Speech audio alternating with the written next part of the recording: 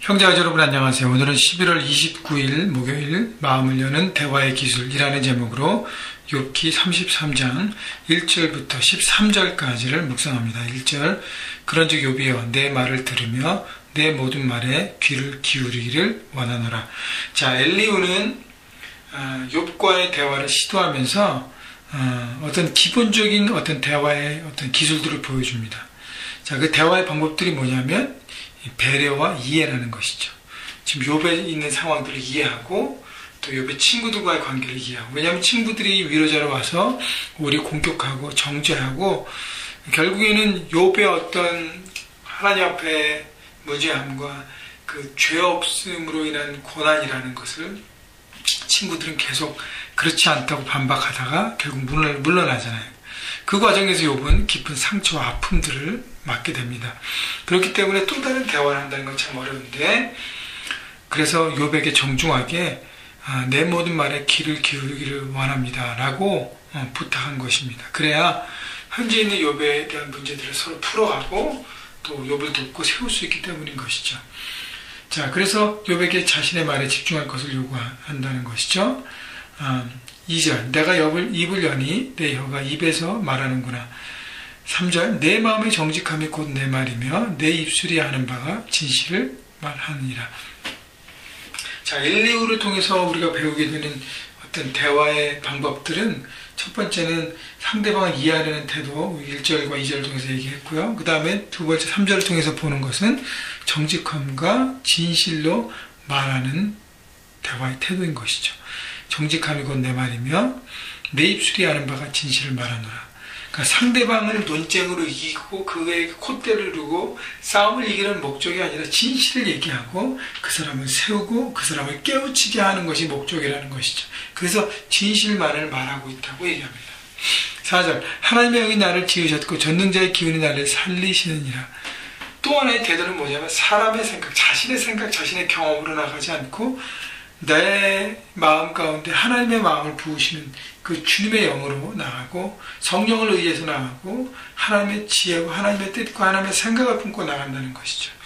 그래서 어떤 인간적인 생각들을 버리고 하나님의 뜻과 생각을 품고 이 대화를 풀어간다는 것을 보여줍니다. 5절 그대가 할 수 있거든 일어서서 내게 대답하고 내 앞에 진술하라. 나와 그대가 하나님 앞에서 동일하니 나도 흙으로 지으심을 입었은즉 내 위엄으로는 그대를 두렵게 하지 못하고 내 손으로는 그대를 누리지 못하느니라. 자, 엘리후는 인간적으로 자신이 욥 앞에서는 작은 사람인 것을 인정합니다. 겸손함으로 나가는 것이죠. 나도 흙으로 지음받고 7절에 보면 내 위엄과 내 손, 내 능력으로는 당신에게 어떤 영향력을 줄 수 없는 연약하지만, 그러나 내가 진실로 하나님의 영을 의지해서 하나님의 지혜를 품고 나가기 때문에, 그래서 오전에 뭐라 그래요? 일어서서 내게 대답하고 내 앞에 진술하라. 대신 얘기하는 것은 대화에 최선을 다하라고 얘기하는 것이죠. 그래서 담대함이 있어요. 엘리후가 진실하게 자신의 연약함을 얘기하고 자신의 현재의 상황들을 얘기하지만, 그러나 담대합니다. 여기에 그렇지만 나와 그대가 하나님 앞에 동일하다. 하나님 앞에 똑같은 인간 아니냐. 내 말도 좀 귀 기울여봐라 라고 얘기하는 것이죠.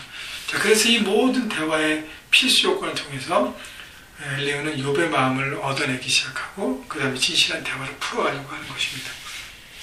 8절 그대는 실로 내가 듣는 데서 말하였고 나는 그대의 말소리를 들었느니라. 자, 욥이 친구 세 사람과 대화했던 모든 내용들을 이 엘리후는 모든 것을 경청하고 잘 들었습니다. 그리고 나서 욥의 기본적인 생각이 무엇인지를 리뷰합니다. 이것을 기본적인 어떤 카운슬링이나 이런 힐링 프로그램에서는 액티브 리스닝이라고 표현하고요. 또 요즘 한국 예능 프로그램 이런 데서 많이 언급됐던 그 대화법인데, 그랬구나라는 거죠. 그랬구나 하면서 상대방의 이야기를 요약합니다. 그랬구나. 네가 이렇게 해서 이렇게 됐었구나. 그것은 뭐냐면 상대방에게 내 생각과 상대방의 생각과 상대방의 마음을 내가 다 알고 있고 듣고 있고 깨닫고 있고 붙잡고 있다는 것을 보여주는 것이죠. 신뢰를 보여주는 것입니다. 9절, 10절, 11절이 바로 엘리후가 욥에게 말하는 그랬구나예요.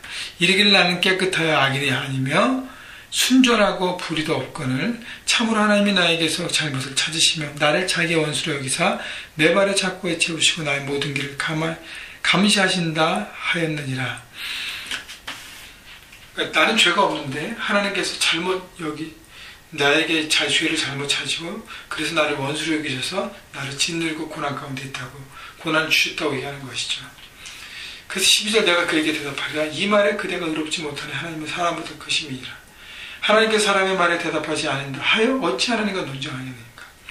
자, 그러니까 욥의 잘못된 태도가, 욥의 친구 세대라면 너가 죄를 졌고 너가 회개해야 되고 라고 그런 거에 어떤 집중하는데, 이 엘리후는 그게 아니라 아무리 그럴지라도 죄 없이 이유 없이 고난받는다고 해서 하나님이 잘못됐다고 얘기하고, 하나님이 지금 그 뜻을 풀어주지 않고 보여주지 않는다고 해서 하나님이 잘못됐다고 하고, 하나님이 내게 원수가 되었다고 하고, 하나님이 나를 치신다고 생각하는 잘못된 생각이라는 것.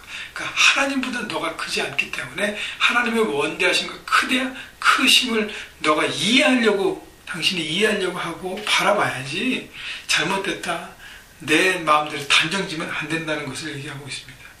하나님에 대한 바른 태도는요, 모르겠다, 때를 기다리고 믿음으로 나가야 하는 것입니다. 하나님에 대해서는 하나님이 침묵하신다고 해서, 그래서 잘 모른다고 해서 내 마음대로 생각을 정리해서 하나님이 틀렸다, 나를 치시고 나에게 원수가 되신다라고 생각하면 안 된다는 것을 엘리후는 얘기하고 있는 것입니다. 여러분, 상대방을 품기 위해서, 상대방을 얻기 위해서 하나님의 말씀과 하나님의 생각을 먼저 내가 품어야 되고요. 내가 진실의 사람이 되고요.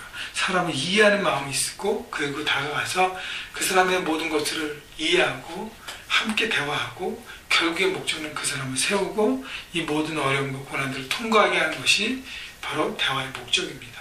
그 사람과 논쟁에서 이기는 목적으로 여러분 사랑과 관계 가운데 하지 마십시오. 혹시 여러분 가운데 여러 가지 이슈 때문에 가정과 직장에서, 삶의 현장에서, 캠퍼스에서 논쟁이 된 사람들이 있습니까? 여러분 그 사람을 이해하려고 하고 더 큰 마음으로 품으십시오. 하나님의 마음으로 품으면 못 품을 것이 없습니다. 또 그리고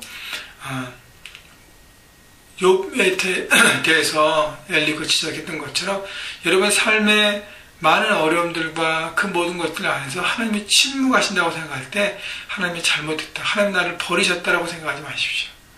기다리시고 하나님의 큰 뜻, 내 생각보다 크신 하나님의 뜻을 오늘도 기다리고 인내함으로 달려가셔서 하나님의 큰 뜻을 결국엔 품어내시고 승리하시는 여러분 모두가 되시기를 주님의 이름으로 축원합니다. 여러분 어저께 장례에 오셔서 함께 우리 남상희 집사님, 남수희 집사님 가정 위해서 중보해 주시고 함께 해주셔서 감사합니다. 오늘, 내일 가족끼리의 절차가 있습니다. 화장을 하고 또 화장터에 가서 이게 뿌리는 작업이, 오늘은 화장을 하고 내일은 그 뿌리는 작업을 하고 마지막 굿바이를 합니다. 여러분 계속적으로 오늘 내일 기도해 주시고 중보해 주시고 그 가족의 모든 일들을 잘 정리하고 하나님 안에서 다시 견고한 가정으로 서갈 수 있도록, 그리고 미래를 향해 달려갈 수 있도록 여러분의 중보를 계속적으로 부탁드립니다.